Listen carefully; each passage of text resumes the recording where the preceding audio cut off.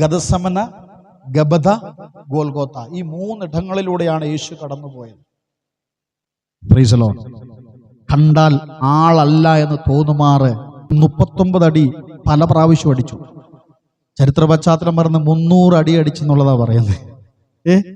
ആ 300 അടി എങ്ങനെ അടിച്ചത്?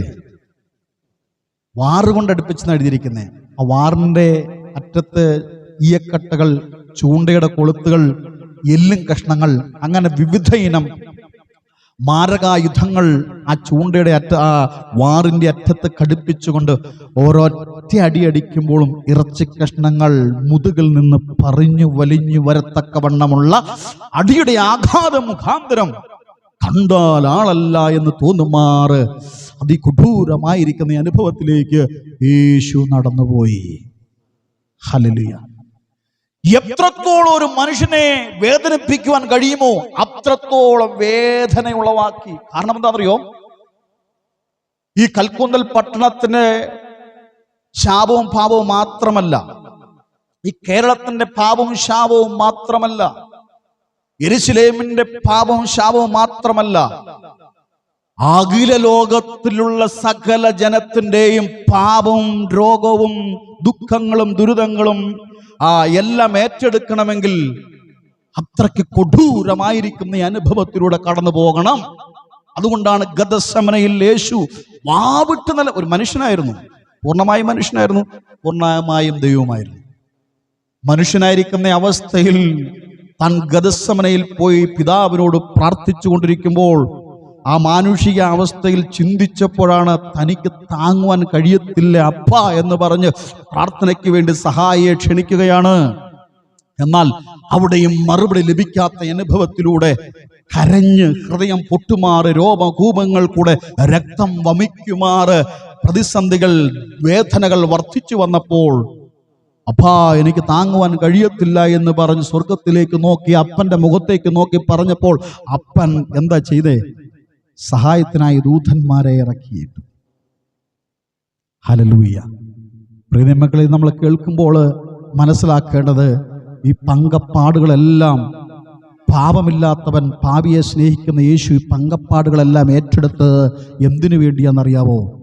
മാനവകുലത്തിന്റെ പാപരക്ഷയ്ക്കായി സ്വർഗീയ മഹിമകൾ വെടിഞ്ഞ് ലോകത്തിലേക്ക് മറിയയുടെ ഉദരത്തിൽ ജന്മമെടുത്ത് ഈ ഭൂമിയിൽ 33.5 വയസ്സ് വരേക്കും ജീവിച്ചത് എന്തിനാണെന്നറിയാമോ? നമ്മുടെ പാപത്തിന്റെ പരിഹാരത്തിന് വേണ്ടിയാണ്. സകലതും നിവൃത്തിയായി. അതിലേക്ക് ഞാൻ നിൽക്കുക കേട്ടോ. സകലതും നിവൃത്തിയായി.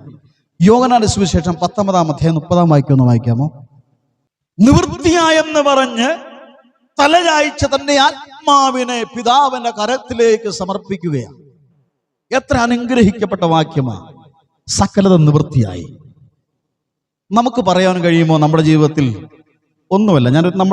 നമ്മുടെ ജീവിതത്തിലേക്ക് ഞാൻ നിങ്ങളെ കൊണ്ടുപോവുക. തിരുവചനം ഒരു മനുഷ്യന്റെ ആയുസ് എത്രയാ പറയുന്നേ? 70, ഏറിയാൽ 80. 80 വയസ്സായ അപ്പച്ചനോട് പോയി ചോദിക്ക്, അപ്പച്ചാ സകലം നിവൃത്തിയായെന്ന് ചോദിക്ക്. ജീവിതത്തിൽ പറയോ? ഇല്ല.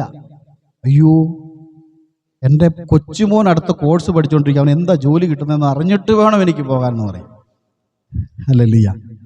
അത് മാത്രമല്ലെങ്കിൽ എൻ്റെ വീടിൻ്റെ പണി 2ാം നിലയിലേക്കുള്ള പണി പൂർത്തിയായില്ല, അത് കഴിഞ്ഞിട്ട് വേണം പോകാൻ. അല്ലെങ്കിൽ ഇളയ മോളിൻ്റെ കല്യാണമുണ്ട്, അത് കഴിഞ്ഞിട്ട് പോകാം. കല്യാണം കഴിഞ്ഞവരുണ്ടെ പറയും ഒരു കുഞ്ഞിക്കാല് കണ്ടിട്ട് എനിക്ക് പോകണം. നമുക്ക് നിവൃത്തിയാകുമോ? യേശു ഇഹലോകത്തിലേക്ക് ഇറങ്ങി വന്ന യേശു പിതാവിൻ്റെ ആത്മാവിനെ പിതാവിൻ്റെ കരങ്ങളിലേക്ക് ഏൽപ്പിക്കുന്നതിന് മുമ്പേ പറഞ്ഞൊരു വാക്ക് എന്താണെന്ന് അറിയാമോ? സകലതും നിവൃത്തിയായി. ആ ഒരൊറ്റ വാക്കിലാണ് ഞാൻ ഇവിടെ നിൽക്കുന്നത്. എനിക്ക് നിങ്ങളോട് വിളിച്ചു പറയുവാൻ കഴിയുന്നത്, നമുക്ക് വേണ്ടി സകലതും നിവൃത്തിയാക്കിയിട്ടാണ് യേശു പ്രാണനെ വിട്ടത്. Praise the Lord. 5 കാര്യം നിവൃത്തിയായ 5 കാര്യം ഞാൻ പെട്ടെന്ന് ഓടിച്ചു പറയാം. ഒന്നാമത്, പിതാവിന്റെ ഇഷ്ടം നിറവേറ്റാനിടയായി തീർന്നു. അല്ലേ? പിതാവിന്റെ ഇഷ്ടം തന്നെയാ ചെയ്തത്. എപ്പോഴും വേറിട്ട് പോയി പിതാവേ അങ്ങയുടെ ഇഷ്ടം എന്താന്ന് ചോദിച്ച് ഓരോ ഡെലിവറൻസ് മീറ്റിങ്ങിൽ കടന്നു ചെല്ലുമ്പം അതിനു മുമ്പേ പിതാവിനോട് ചോദിക്കും, ഇന്ന് എന്താ ഞാൻ മിറക്കിൾ ചെയ്യേണ്ടത്, ഇന്ന് എന്താണ് ഞാൻ അത്ഭുതങ്ങൾ ചെയ്യേണ്ടത് എന്ന് പിതാവിനോട് ചോദിച്ചിട്ട്, ഇന്ന് ഒരു കാര്യം ചെയ്യ്, ഒരു മുടനെ സൗഖ്യമാക്ക്. വേണ്ട, 4 ദിവസം നാറ്റമായി വമിച്ച് കിടക്കുന്ന ഒരു ലാസറുണ്ട്, അവനെ പോയി സൗഖ്യമാക്ക്. ലാസറിന്റെ കല്ലറക്കൽ ചെന്നിട്ട് യേശു എന്റെ കഴിവാന്ന് പറഞ്ഞു ഉയർപ്പിച്ചോ? ഇല്ല. സ്വർഗത്തിലേക്ക് പിതാവിന്റെ മുഖത്തേക്ക് നോക്കിയിട്ട് യേശു പറയാ, അങ്ങ് എപ്പോഴും എന്റെ പ്രാർത്ഥന കേൾക്കുന്നതിനായി ഞാൻ ദൈവത്തെ സ്തുതിക്കുന്നു. ഹല്ലേലൂയ. എപ്പോഴും അങ്ങന്റെ പ്രാർത്ഥന കേൾക്കുന്നു. കഴിഞ്ഞ ദിവസവും പ്രാർത്ഥിച്ചപ്പോൾ അങ്ങ് പറഞ്ഞില്ലേ, ലാസറിനെ 4-ാമത്തെ ദിവസം നീ ഉയർപ്പിക്കുന്നു പറഞ്ഞില്ലേ, അതിപ്പോൾ നിവൃത്തിയാകുന്നതിനായി ഞാൻ സ്തോത്രം ചെയ്യുന്നു പറഞ്ഞ് പിതാവിന്റെ അടുക്കൽ പറഞ്ഞു. അങ്ങ് എപ്പോഴും എന്റെ പ്രാർത്ഥന കേൾക്കുന്നതിനായി നന്ദി പിതാവേ എന്ന് പറഞ്ഞ് ഉടനെ അധികാരത്തിന്റെ കൈമാറ്റം, പിതാവിന്റെ അധികാരത്തിന്റെ കൈമാറ്റം തന്നിലേക്ക് വന്നപ്പോൾ കൂടെ നിന്ന യഹൂദന്മാരെയും യവനന്മാരെയും അപ്പോസ്തലന്മാരെയും ഒന്നും നോക്കിയില്ല. സ്വർഗത്തിലെ ദൈവത്തിന്റെ മുഖത്തേക്ക് നോക്കിയിട്ട് പറയാ, ലാസറസ് കം ഔട്ട്. ഹല്ലേലൂയ.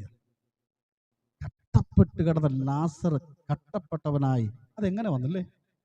കെട്ടഴിച്ച് പിന്നെയല്ലേ? കെട്ടപ്പെട്ട ലാസർ എങ്ങനെ പുറത്തു വരും? ജീസസ് പുറത്തു വന്നു. ഉടനെ യേശു പറയ, കെട്ടഴിക്ക്, ഇവൻ പോകട്ടെ. ഹല്ലേലൂയ. പിതാവിന്റെ ഇഷ്ടം ചെയ്തു. ഹല്ലേലൂയ. 2 പഴയ നിയമയാഗങ്ങൾ പൂർത്തിയാക്കി അല്ലേ? പഴയ നിയമയാഗങ്ങൾ എത്രയായിരുന്നു? അബ്രഹാമൊക്കെ യാഗം കഴിച്ചതിന് കയ്യും കണക്കുമില്ല. അവസാനം ഒരു പ്രാവും കുഞ്ഞിനെയും കോലാട്ടുകൊറ്റനെയും ആട്ടുകൊറ്റനെയും ഒക്കെ പിളർന്നു വയ്ക്കാൻ പറഞ്ഞു, ദൈവത്തിന്റെ ദൂതൻ കടന്നു പോകാൻ. പഴയ നിയമയാഗങ്ങൾ നിർത്തലാക്കി. പലർക്കും അറിയത്തില്ല യാഗം നിർത്തൽ. ഇപ്പോഴും യാഗം ചെയ്യുന്നവരുണ്ട്. പഴയ നിയമയാഗങ്ങൾ നിർത്തലാക്കി.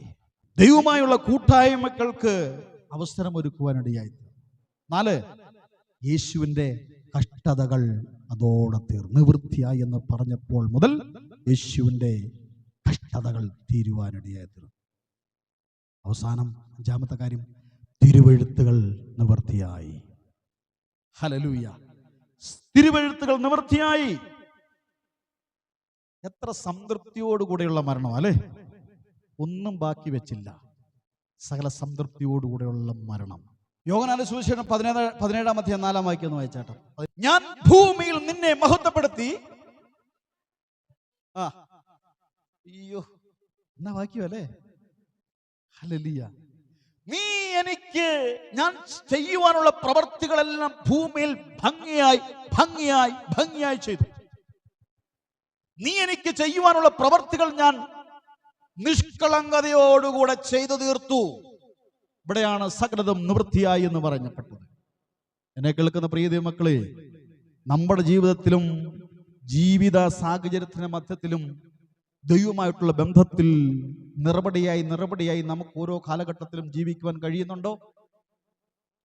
ദൈവത്തിന് പ്രയോജനമുള്ള മക്കളായി നമുക്ക് ഓരോ ദിവസവും വിളങ്ങുവാൻ കഴിയുന്നുണ്ടോ? നമ്മൾ പ്രാർത്ഥിക്കണം. ദൈവം എനിക്ക് ആയുസ് തരുന്നത് എൻ്റെ ഭൂമിയിലുള്ള വാസം സകലതും പൂർത്തിയാക്കത്തക്കവണ്ണം എനിക്ക് ആയുസ് ബലം ദൈവം തരണമേ എന്ന പ്രാർത്ഥന നമ്മുടെ ജീവിതത്തിലുണ്ടെങ്കിൽ നമ്മുടെ മക്കളുടെയും നമ്മുടെ ജീവിതത്തിൻ്റെയും നമ്മുടേതായിരിക്കുന്ന ആഗ്രഹങ്ങളെയൊക്കെ സഫലമാക്കുന്നൊരു ദൈവമുണ്ട്. കാരണം നമുക്ക് മാതൃക കാണിച്ചു തന്നു പോയ യേശുവാ പറഞ്ഞത് സകലതും നിവൃത്തിയായി എന്ന്. ക്രൂശീകരിക്കപ്പെടുന്ന ഭാഗത്തേക്ക് ഞാൻ തൊട്ടിട്ട് ശുശ്രൂഷയിലേക്ക് കടക്കുകയാണ്. നിലത്ത് കിടത്തി ആണി കൊണ്ടടിച്ച് പാറയിൽ വെട്ടിയ കുഴിയിൽ തൻ്റെ ക്രൂശിനെ ആണി കൈകാലുകൾ ഇരുകൈകളും കാലുകളും ആണികൊണ്ട് ചേർത്തടിച്ചിട്ട് ആ ക്രൂശ് നേരെ നിർത്തിയിട്ട് വെട്ടി ഉണ്ടാക്കിയ കുഴിയിലേക്ക് ആ ക്രൂശ് എടുത്തിടുകയാണ്. നമുക്കറിയാം, കൈകാലുകൾ വിരിച്ചു വെച്ച് ആണിയടിച്ചിട്ട് ആഘാതത്തോടുകൂടെ ക്രൂശ് താഴേക്കിടുമ്പോൾ ജോയിൻസുകളെല്ലാം വേർപെട്ടു പോകുന്ന ഒരു വേദന എന്ന് പറയുന്നത് ഒരു മനുഷ്യന് താങ്ങാൻ കഴിയുന്നതിലും അധികമാണ്. ജീസസ്. ഈ ക്രൂശീകരണ സമയത്ത് സ്ത്രീകളാണ് ഏറ്റവും കൂടെ അടുക്കലുള്ളത്. സ്ത്രീകൾ ഈ ക്രൂശിക്കപ്പെടുന്നവർക്ക് വേണ്ടി അവസാനം ഭയങ്കര വേദനയാണ്, സഹിക്കാൻ വയ്യാത്ത വേദനയായതുകൊണ്ട് ഈ ലായനി, കലക്കിയ ലായനി കൊടുക്കും. എന്തിനാണെന്നറിയോ? അവർ വേദന അറിയാതിരിക്കാൻ. യേശു കുടിച്ചോ? ഇല്ല, ഈ മുഴു ലോകത്തിൻ്റെ പാപവും ശാപവും താൻ ഇറക്കുകയായിരുന്നു. അതായത് താൻ അനുഭവിക്കുകയായിരുന്നു. മുഴു ലോകത്തിൻ്റെ വേദനയും ദുഃഖങ്ങളും ശാപങ്ങളും നിന്ദകളും പരിഹാസങ്ങളും ഒറ്റപ്പെടുത്തലും സകലതും അവൻ അനുഭവിച്ച് തീർക്കുകയാണ് ചെയ്തത്. കാരണം എന്താണെന്നറിയാമോ? അതൊന്നും ഒട്ടും കുറവാകരുത്. അതുകൊണ്ടാണ് പ്രാണനെ വിടുന്നതിന് മുമ്പേ പറഞ്ഞത് സകലതും നിവൃത്തിയായെന്ന് പറഞ്ഞു. ഹല്ലേലൂയ. യേശു ജീവിച്ചിരുന്നപ്പോൾ തന്നെ പറഞ്ഞു, ഞാൻ അടക്കപ്പെടും, ആരും കിടത്തിയിട്ടില്ലാത്ത കല്ലറയിൽ, പുതിയ കല്ലറയിൽ എന്നെ കിടത്തും, മൂന്നാമത്തെ ദിവസം ആ കല്ലറയെ ഭേദിച്ചുകൊണ്ട് റോമ ഇംപീരിയൽ മുദ്രയെ പൊട്ടിച്ചുകൊണ്ട് ഞാൻ പുറത്തു വരുന്നു താൻ ജീവിച്ചിരുന്നപ്പോൾ പറഞ്ഞു. സംഭവിച്ചോ? 3 സ്ത്രീകളുടെ അതിരാവിലെ വെട്ടം ഇല്ലാത്ത സമയത്ത് അവിടെ എത്തിയപ്പോൾ ഈ കല്ല് ഞങ്ങൾക്ക് വേണ്ടി ആരും ഉരുട്ടി മാറ്റുന്നുള്ള ഹൃദയവേദനയോടൊക്കെ ചെന്നതാ. ഉടനെ സ്വർഗത്തിൽ നിന്ന് ദൂതൻ ഇറങ്ങി വന്ന കല്ലുരുട്ടി മാറ്റി കല്ലിൻ്റെ മേലെ ദൂതൻ ഇരുന്നിട്ട് സ്ത്രീകളോട് പറയാം, അവൻ എവിടെയില്ല, ഉയർത്തെഴുന്നേറ്റിരിക്കുന്നു. എത്ര പേർക്ക് സന്തോഷമുണ്ട്? നമ്മൾ സേവിക്കുന്ന ദൈവം ഉയർത്തെഴുന്നേറ്റ ദൈവം, മരിച്ച അടക്കപ്പെട്ട യേശുവല്ല, ഉയർത്തെഴുന്നേറ്റ യേശുവാണ്. ഹല്ലേലൂയ. ദൈവകരങ്ങളിലേക്ക് നമ്മളെ തന്നെ ഏൽപ്പിക്കാം. മരിച്ചടക്കപ്പെട്ട് ഉയർത്തെഴുന്നേറ്റ യേശു ഇന്നും പിതാവിൻ്റെ വലതുഭാഗത്ത് നമുക്ക് വേണ്ടി പക്ഷാപാതം ചെയ്തുകൊണ്ടിരിക്കുക. നിൻ ശരീരം